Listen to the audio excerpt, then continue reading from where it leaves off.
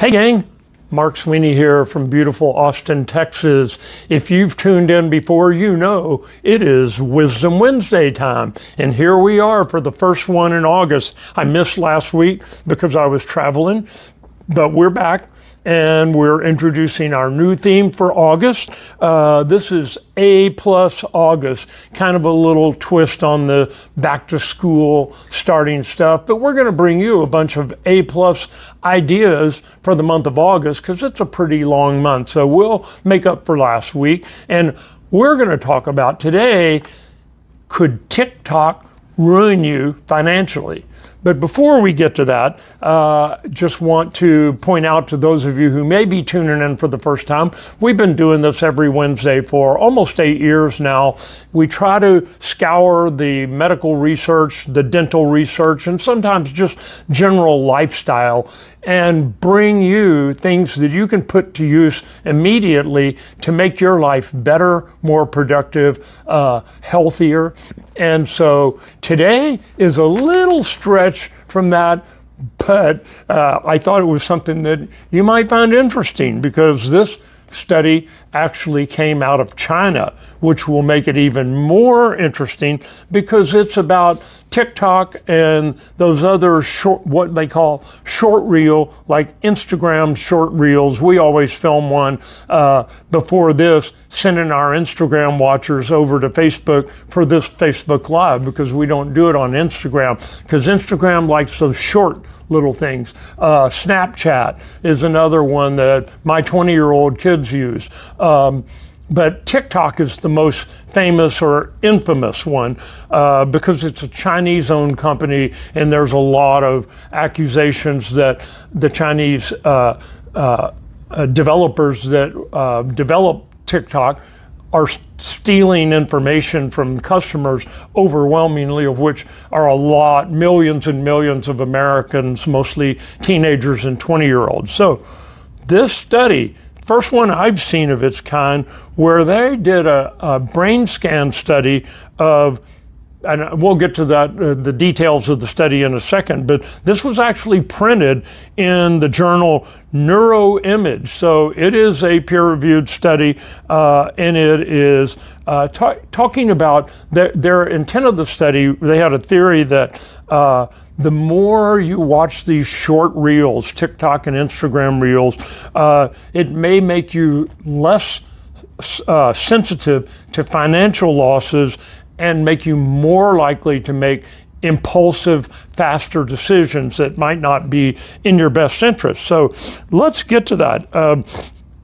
Their theory was that long-term exposure to these short reels released a dopamine release in your brain, very similar to other addictions like gambling addiction, alcohol, and drug use. And so that's a little bit of a stretch that TikTok could do that, but that's what they set out to find out. And so it was interesting the way they did this.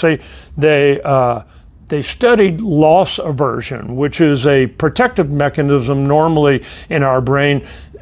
That's exactly what it sounds like, loss aversion. People are averse to take a risk that might cause them to lose, whether financially, physically, relationship-wise. So that's just a built-in mechanism in the human brain. Previous studies had found that people with gambling disorders, alcohol dependence, and certain drug addictions showed reduced loss aversion, but little was known about how this pattern might emerge in other behavioral addictions. So this is the study. They took 36. Now, if you've tuned in before, you know I typically like bigger studies than just a dozen or two. This was 36 people, 36 university students, all aged 18 to 24. So that's a fairly small study to be making big predictions from. But hey, it is what it is. They didn't ask for my opinions on this study. Still, it's a big enough grouping that they ran questionnaires on them to find out how often they engaged in addictive behavior, and then they had them watch TikTok and Instagram Reels for several hours, and they did MRIs on their brains as they tracked the brain activity as they were doing these studies, and then they tested them afterwards with something called a drift diffusion model, which determines whether somebody is a slow and cautious decision maker or whether they make decisions faster and less reliably. So here's what they found. The participants who scored higher on the addiction scale were less deterred by the possibility of financial loss or that risk aversion and more likely to take risks. They also showed the people who tested high showed that they had a faster accumulation of decision evidence. In other words, they jumped to decisions much quicker with less relevant data.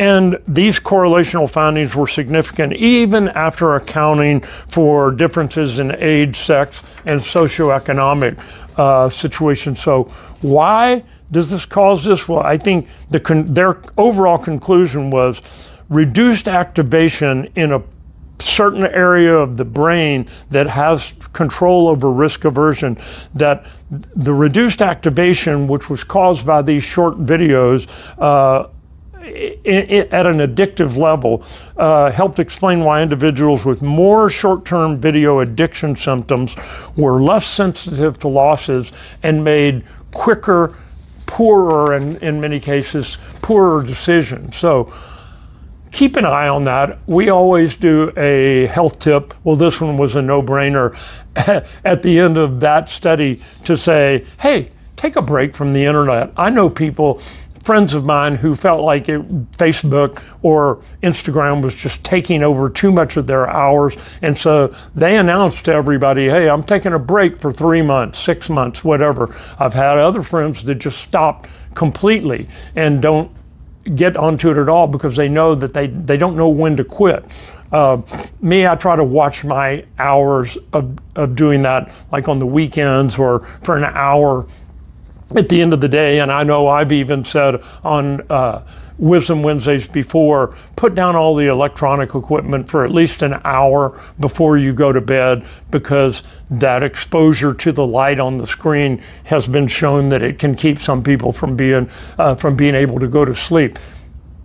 Not the case for me. As soon as I get horizontal and the lights are out, I don't ever remember laying awake in bed and thinking about why can't I go to sleep. That's just not me. So it doesn't bother me to look at Facebook for 30 minutes before I go to bed or check emails or something. But I'm a little different.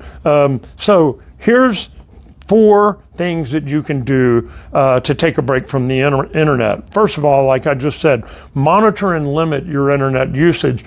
My cell phone tells me every week how much time I spent online and just a total number of hours. So you can let the phone tell you, or you can monitor it yourself. Second, this is an easy one, develop other offline interests. What did you do before you had a cell phone and Facebook? Go take a walk on the hike and bike trail. Go outside and just sit and watch people instead of having your phone in front of you. Number 3, practice self-care. This is actually more important than you would think. Eat regular nutritious meals, get enough sleep, regulate what you're doing during the day, and limit your internet usage to certain hours of the day. And number 4, this is only in extreme examples. If you really just can't find a way to break the addiction, consult a healthcare professional, a good therapist. Your doctor probably not going to help all that much with it, other than maybe give you sleeping pills so you fall asleep faster, and don't stay online in the middle of the night. But anyway, figure out which one of those 4 works for you and try to spend a little less time on the internet and a little more engaged with the world around you, and see if it doesn't help with things in your life. I will see you next Wednesday for another A+ August edition of Wisdom Wednesday.